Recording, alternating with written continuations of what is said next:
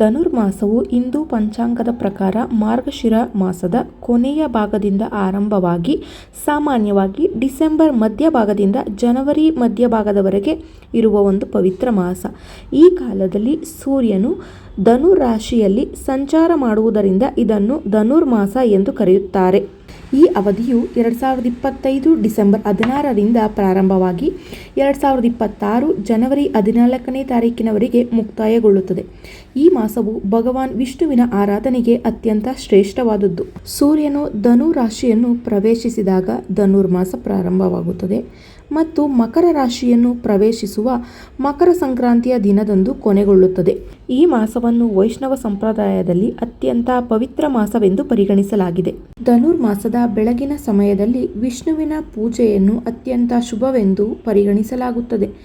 ಈ ಅವಧಿಯಲ್ಲಿ ವಿಷ್ಣು ಸಹಸ್ರನಾಮವನ್ನು ಪಠಿಸಲಾಗುತ್ತದೆ. ಲಕ್ಷ್ಮೀ ದೇವಿಗೆ ಸಮರ್ಪಿತವಾದ ಇತರ ಪ್ರಮುಖ ಅಂಶಗಳನ್ನು ಪಠಿಸಲಾಗುತ್ತದೆ. ವೈಕುಂಠ ದ್ವಾರ ಪೂಜೆ, ಧನ್ವಂತರಿ ಪೂಜೆ, ಯೋಗ ಮತ್ತು ಆಧ್ಯಾತ್ಮಿಕ ಅಭ್ಯಾಸಗಳಿಗೆ ವಿಶೇಷ ಮಹತ್ವವಿದೆ. ಈ ಸಮಯದಲ್ಲಿ 5 ರಾಶಿಗಳಿಗೆ ವಿಶೇಷ ಧನ ಲಾಭವಾಗುವ ಸಾಧ್ಯತೆಗಳಿವೆ. ಧನುರ್ಮಾಸದ ಆಚರಣೆಯನ್ನು ಈ ರೀತಿಯಾಗಿ ಆಚರಿಸಬೇಕು. ಬ್ರಾಹ್ಮಿ ಮುಹೂರ್ತದಲ್ಲಿ ಏಳುವುದು, ಬೆಳಗ್ಗೆ 4ರಿಂದ 6ರ ಮಧ್ಯೆ ಎದ್ದರೆ ವಿಶೇಷ ಫಲ.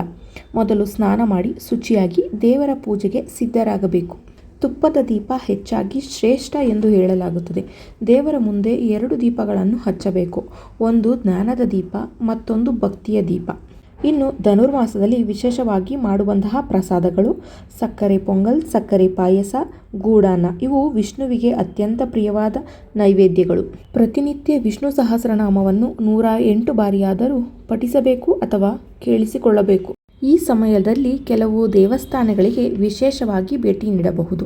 ವಿಷ್ಣು ದೇವಾಲಯ, ಶ್ರೀರಂಗನಾಥ ಸ್ವಾಮಿ ದೇವಾಲಯ, ಅಯ್ಯಪ್ಪ ಸ್ವಾಮಿ ದೇವಾಲಯ, ಶ್ರೀ ವೆಂಕಟೇಶ್ವರ ಸ್ವಾಮಿ ದೇವಾಲಯಕ್ಕೆ ಭೇಟಿ ನೀಡಿ ದೇವರ ಕೃಪೆಗೆ ಪಾತ್ರರಾಗಬಹುದು.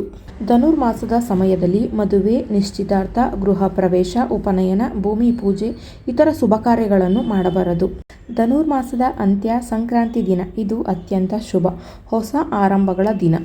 ಈ ಮಾಹಿತಿ ನಿಮಗೆ ಇಷ್ಟವಾಗಿದ್ದರೆ ನಮ್ಮ ಚಾನಲನ್ನು ಸಬ್ಸ್ಕ್ರೈಬ್ ಮಾಡಿಕೊಳ್ಳಿ ಹಾಗೂ ಈ ವಿಷಯವನ್ನು ನಿಮ್ಮ ಸ್ನೇಹಿತರಿಗೂ ಹಾಗೂ ಕುಟುಂಬದವರಿಗೆ ಹಂಚಿಕೊಳ್ಳಿ ಹಾಗೂ ನಿಮ್ಮ ಅನಿಸಿಕೆ ಅಭಿಪ್ರಾಯಗಳನ್ನು ಕಮೆಂಟ್ಸ್ ಬಾಕ್ಸ್ನಲ್ಲಿ ತಿಳಿಸಿ. ಧನ್ಯವಾದಗಳು.